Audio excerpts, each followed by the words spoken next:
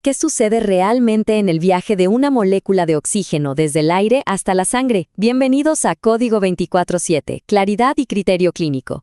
Soy el Dr. Nikki y hoy nos vamos a embarcar en un viaje fascinante para desentrañar los principios fundamentales de la fisiología respiratoria. Vamos a seguir paso a paso a una sola molécula de oxígeno desde la atmósfera hasta que llega al torrente sanguíneo. Esa es la pregunta que va a guiar todo nuestro análisis. Porque no es un viaje simple, es un recorrido con varias etapas, y cada una está regida por leyes físicas y principios fisiológicos que son cruciales.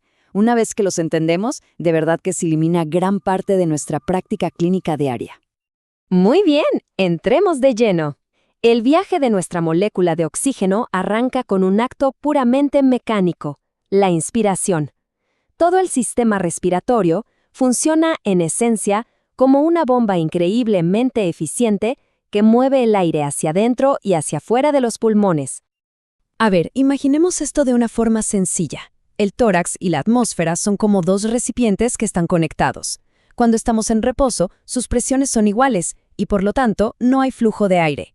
Para que el aire entre, necesitamos que la presión dentro del tórax sea menor que la de afuera, es decir, que se vuelva negativa con respecto a la atmósfera. ¿Y cómo logramos eso? Expandiendo el recipiente torácico, principalmente con la contracción del diafragma. Ahora, aquí viene un concepto que es fundamental. La distensibilidad, o como la conocemos, compliance. Es la propiedad que permite que este recipiente pulmonar se llene de aire. Básicamente mide qué tan fácil es estirar el tejido.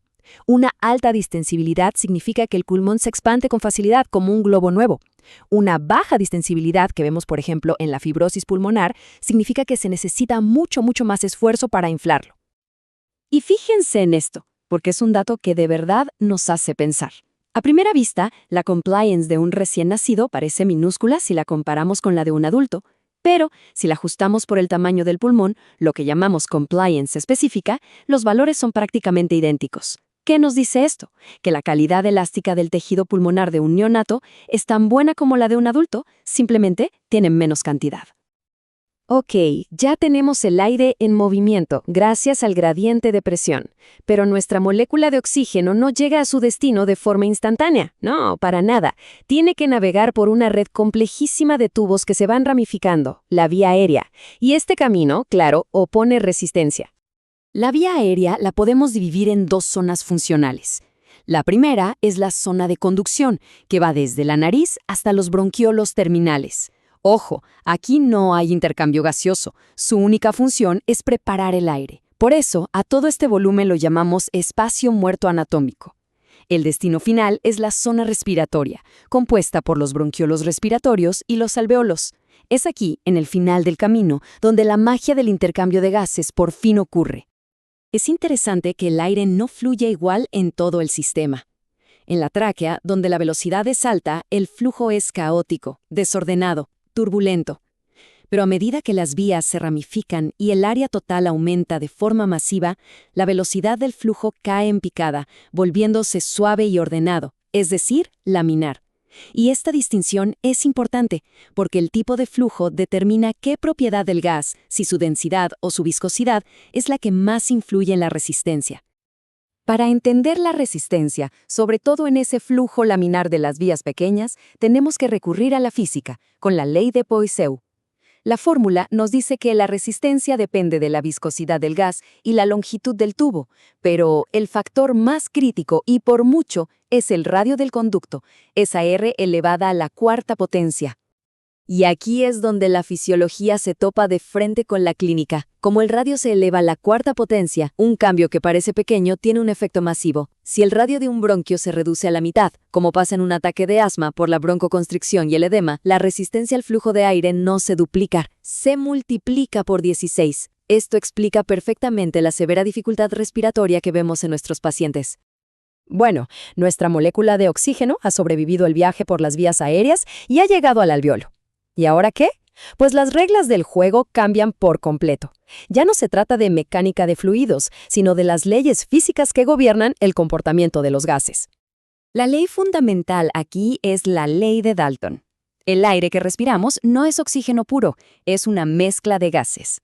Y esta ley nos dice algo muy simple, que la presión total, la atmosférica, es la suma de las presiones que ejerce cada gas por separado. A esas presiones individuales las llamamos presiones parciales. A nivel del mar, la presión atmosférica es de unos 760 milímetros de mercurio, y el aire se compone, a grandes rasgos, de un 21% de oxígeno y un 79% de nitrógeno. Por lo tanto, un cálculo rápido nos dice que la presión parcial del oxígeno en el aire que nos rodea es el 21% de 760, o sea, unos 159 milímetros de mercurio. Pero y esto es clave, esta presión parcial no se mantiene constante. Miren esta cascada del oxígeno.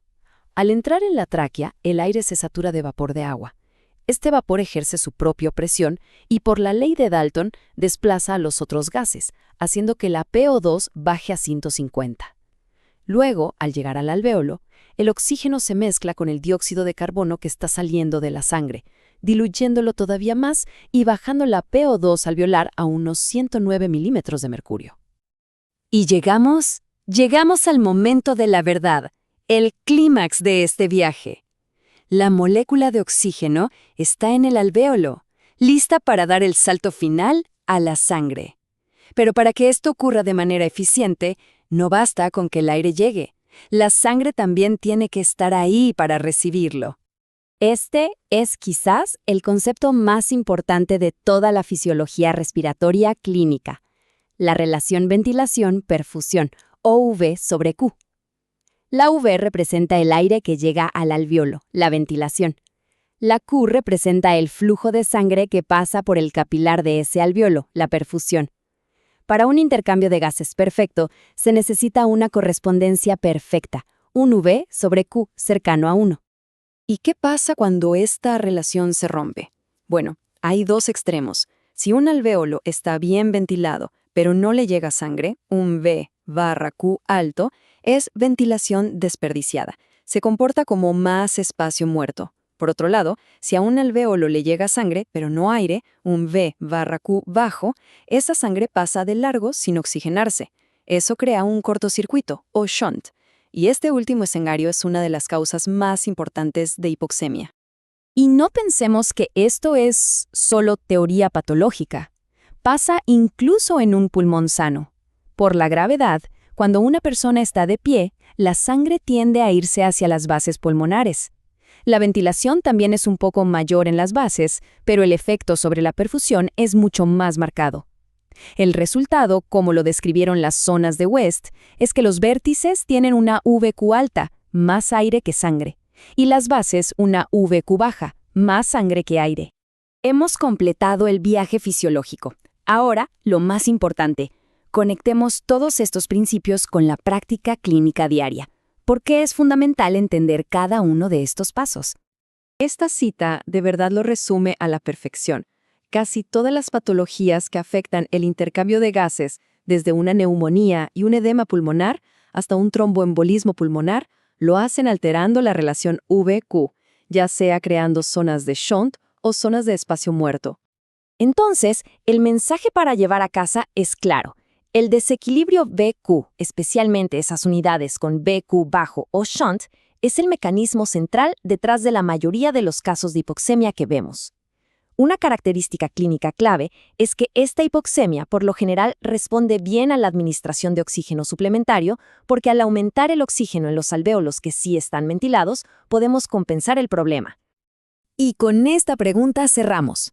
Al enfrentarnos a un paciente con hipoxemia, pensar en términos de ventilación y perfusión nos permite no solo entender el qué está pasando, sino empezar a razonar el porqué de la alteración, y eso es lo que guía nuestro diagnóstico y tratamiento.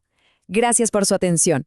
Si este análisis les ha parecido útil, dejen un me gusta y suscríbanse para continuar disfrutando de contenido médico interesante y de alta calidad en Código 24/7.